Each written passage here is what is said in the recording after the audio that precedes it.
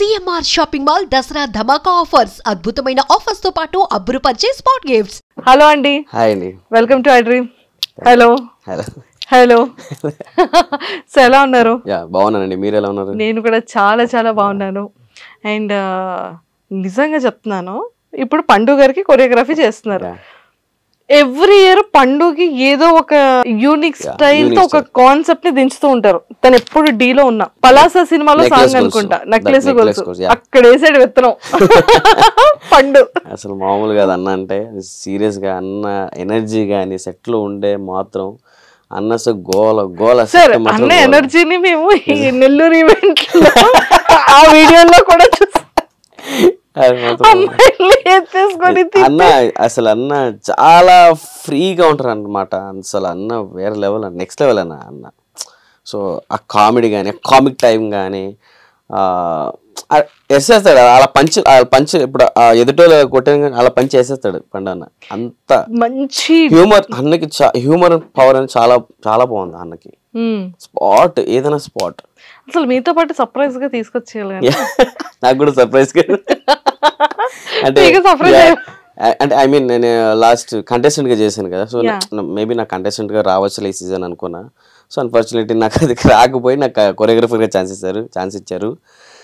నాకు కంటెస్టెంట్ ఎవరో తెలియదు, ఎవరో ఇస్తారని నేను వెయిట్ చేస్తాను. కానీ నాకు తెలియదు పండన్నని. సో దాని తర్వాత నాకు కాల్ వచ్చింది, అరే ఎక్కడున్నారా అని. ఇక్కడే అన్న, ఇంటి దగ్గర ఉన్నాను. సరే మనం చేద్దాం ఈ సీజన్ అని ఫోన్ చేశాడు. అన్న నువ్వు నా కంటెస్టెంట్ అని నేను షాక్ అయ్యా ఫస్ట్ ఆఫ్ ఆల్ అన్న. అలాగా సో మొత్తానికి అలాంటి షాక్లు ఇస్తుంటాడు, ఆడియన్స్ కి కూడా షాక్లు ఇస్తూ ఉంటాడు.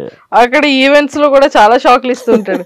మేము ఈ ఇన్స్టాలో స్క్రోల్ చేస్తూ ఉంటే పండువే కనబడుతూ ఉంటే అసలు ఏం చేస్తున్నాడు అక్కడ, ఏం చేస్తున్నాడు ఆ ఈవెంట్ లో, ఏం చేస్తున్నాడు అన్న అదే రియాలిటీ అన్న. ఒక మన డీలో ఎలా అంటాడో బయట కూడా సేమ్ యాజ్ ఇట్ ఈస్ అలాగే ఉంటాడు.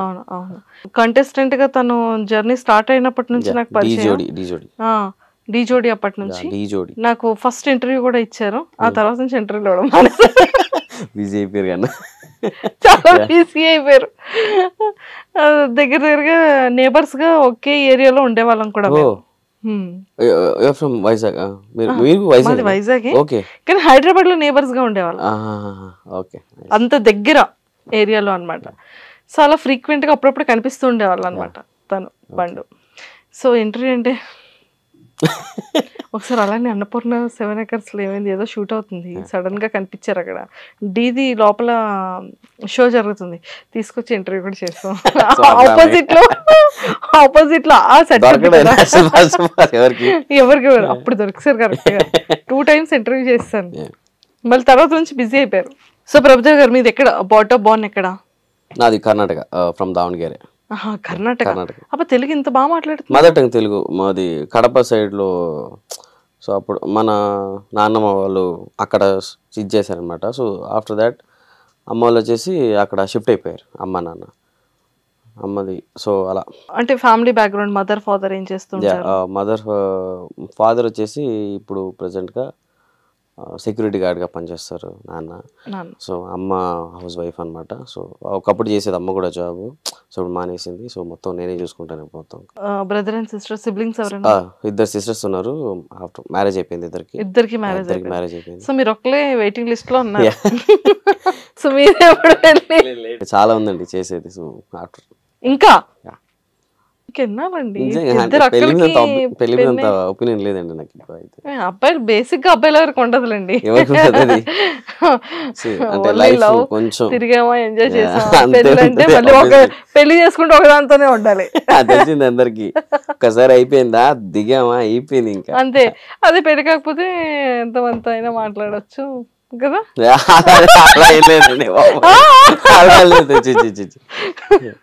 ఓకే. సో డి అంటే మీరేం చదువుకున్నారు? నేను ఇంటర్ సెకండ్ ఇయర్ అంతే, లాస్ట్ ఇంటర్ సెకండ్ ఇయర్ అంటే +2 చేశారు. సో డీకి ఎప్పుడు వచ్చారు? డీకి నేను 10th లోనే డీకి వచ్చేసారు.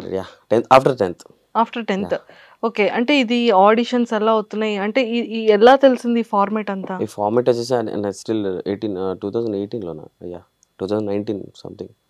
అప్పుడు నేను బ్యాక్గ్రౌండ్ డాన్సర్గా వచ్చాను. సో ఒక 6 years అలాగా బ్యాక్గ్రౌండ్ డాన్సర్ చేసుకొని వచ్చి దాని తర్వాత D10లో నేను ఆడిషన్ ఇవ్వడం జరిగింది. సో బిఫోర్ డి జోడి DJ1 డి జోడికి నేను ఆడిషన్ ఇవ్వడం జరిగింది బెంగళూరులో. సో సెలెక్ట్ అయిపోయింది. దాని తర్వాత అన్ఫార్చునేట్లీ నాకు హెల్త్ ఇష్యూ వల్ల నాకు అది కూడా పోయింది ఫస్ట్ ఆడిషన్ అది. ఆఫ్టర్ దట్ నెక్స్ట్ సెకండ్ వచ్చేసి మళ్ళీ D10 ఇచ్చాను. సో అప్పుడు కొంచెం అరే లేదు మనోడు కెమెరా ఫేస్ లేదు అని చాలామంది అన్నారు నాకు. సో అలా రూమర్స్ వినిపించింది నాకు. సో రియలే రూమర్స్ ఏం కాదు అంటే నా వెనకాల. సో అందుకే నేను తీశారు, లేకుంటే D10లోనే నేను కంటెస్టెంట్కి అయిపోయేవాడిని. నేను అప్పుడే సెలెక్ట్ అంటే అందరికీ తెలుసు నేను 6 years చేశాను అంతా. సో నీకు కెమెరా ఫేస్ లేదు, అసలు ఏం కనబడట్లేదు, అసలు డాన్స్ ఓకే కెమెరా ఫేస్ లేదు చాలామంది అన్నారు. సో దాని తర్వాత ఆఫ్టర్ దట్ నేను కొంచెం ఫీల్గా అయ్యాను, ఓకే పర్లేదురా లైట్ అని మళ్ళీ ట్రై చేశాను మళ్ళీ.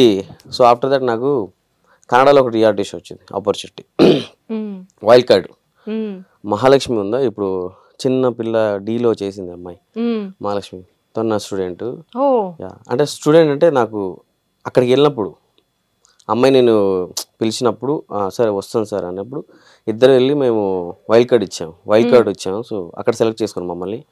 అక్కడ నుంచి డైరెక్ట్ ఫినాల్ దాకా మేము రీచ్ అయ్యాం.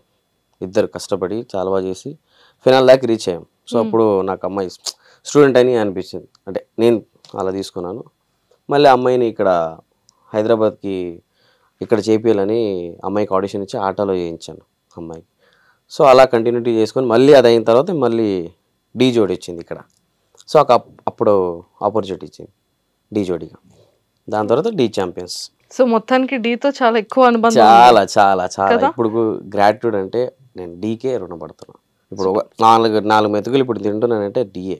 డీలో సైడ్ డాన్సర్గా వచ్చేటప్పుడు ఎంత మనీతో స్టార్ట్ అయింది, ఈ రోజు ఎలా ఉంది మీ లైఫ్ జర్నీ? నేను వచ్చే ముందు జీరో. ఇప్పుడు చెప్పాను కదా 4 మెతుకులు తింటున్నంటే అది డిఏ. సో 4 రూపాయలు ఇప్పుడు సంపాదిస్తున్నంటే డిఏ బికాస్ ఆఫ్ డి. అంటే అప్పుడు వచ్చేటప్పుడు డ్రెస్సింగ్ కానీ అసలు అది కర్ణాటక నుంచి వచ్చారు. నేను యాక్చువల్గా అప్పుడు ట్రావెల్ చేస్తున్నాండి అక్కడి నుంచి ఇక్కడికి. ₹1 ఉండేది కాదు, ₹1 ఉండేది కాదు. స్టేషన్లో వచ్చేవాడిని, స్టేషన్లో పడుకునేవాడిని. ₹1 ఉండదు. ఎవరి దగ్గర అప్పుడు ఫోన్ కూడా లేదు సరిగా నా దగ్గర. జస్ట్ ఒక కీబోర్డ్ సెట్ ఉండదు, కీప్యాడ్. సో అది వాడేటోడిని. ఎవరి దగ్గర ఫోన్ చేసినా కూడా ఎంత లేదు. ఇంట్లో కూడా చాలా ప్రాబ్లమ్స్ అప్పుడు. సో ఇంట్లో కూడా నార్మల్గా ఒప్పుకునేది కాదు. ఏం చేస్తావు డ్యాన్స్ అంటే వెళ్ళి జాబ్ చేసుకో అనేవాళ్ళు. సో చాలా ఇంట్లో కూడా సపోర్ట్ లేదు, అక్కడ లేదు. కొన్ని బ్రెడ్, చాయ్, బన్ను అలాంటివి తిని చాలా రోజులు ఉన్నాయి అలాంటివి తిని. సో కంపార్ట్మెంట్లో పడుకునేవాడిని. దాని తర్వాత ఎవరో నార్మల్ టీటీ వస్తే బాగా వాష్రూమ్లో వెళ్ళి దాక్కునేవాడిని నేను. అంటే చాలా ఇప్పుడు కూడా లిటరలీ అందరికీ తెలుసు డాన్సర్ లైఫ్ అంటే చాలా కష్టం. ఒక ఆర్టిస్ట్ లైఫ్ అనేది, ఒక డాన్సర్స్కి అనేది చాలా కష్టం. కానీ ఇంట్లో ఫేస్ చేయాలి, రెస్పాన్సిబిలిటీ తీసుకోవాలి, ఇంట్లో వాళ్ళని పోషించాలి, నన్ను నేను చూసుకోవాలి. నా దగ్గర గ్రూప్ బాయ్స్ ఉన్నారు, వాళ్ళకి కూడా చూసుకోవాలి నేను ఇప్పుడు. సో ఇప్పుడు నేను స్టెబుల్గా ఉంటే నా చుట్టూ అన్నీ బాగుండాలి అనుకుంటున్నాను. నేను స్టెబుల్గా ఉండాలి ఫస్ట్ నేను ఉండాలి గట్టిగా, దాని తర్వాత నేను అన్నీ చూసుకోవాలి. అలా మొదలైంది. దాని తర్వాత హైదరాబాద్ వచ్చాక ఇక్కడ ఎలా ట్రీట్ చేసేవాళ్ళు? యాక్చువల్గా నేను హైదరాబాద్లో టీవీలో చూసేవాడిని. నేను నార్మల్గా చార్మినార్ కానీ ఇవన్నీ నాకు అసలు కొత్త. సో బిఫోర్ 8 years నాకు తెలియదు అసలు ఏమి. సో వచ్చినాక ఇదేంట్రా ఇలా ఉంది అంటే మేము టీవీలో చూసేవాళ్ళం కదా, నిజంగా చాలా బాగుంది హైదరాబాద్ అని అనుకొని మేము వచ్చాం. అప్పుడు స్టార్టింగ్ ఏదో పల్లెటూరు నుంచి వస్తారు కదా, సో అలా ఉండేటండి. నేను ఒక చిన్న ఏదో బ్యాగ్ వేసుకొని అలా చెప్పులు నార్మల్గా ఏదో ట్రాక్ షర్ట్ అలా వచ్చేవాడిని. బిఫోర్ అది యశ్వంత్ మాస్టర్ దగ్గర చేశాను నేను. ఫస్ట్ యశ్వంత్ గారి దగ్గర అంటే వేరే మాస్టర్ దగ్గర ఫస్ట్ వచ్చేసి రవి మాస్టర్ అని, రవి ఆయన ఫ్రమ్ కర్ణాటక. క్యాట్ మాస్టర్తో నేను బ్యాక్గ్రౌండ్ డాన్సర్ చేశాను ఒక సీజన్. దాని తర్వాత మా మాస్టర్కి ఒక ఛాన్స్ ఇచ్చారు, మా మాస్టర్తో ఒక చేశాను. దాని తర్వాత యశ్వంత్ మాస్టర్ దగ్గర 6 years జర్నీ చేశాను. సూపర్. మొత్తానికి మంచి మంచి మాస్టర్స్ దగ్గర గట్టిగా ట్రైనింగ్ అయ్యారు.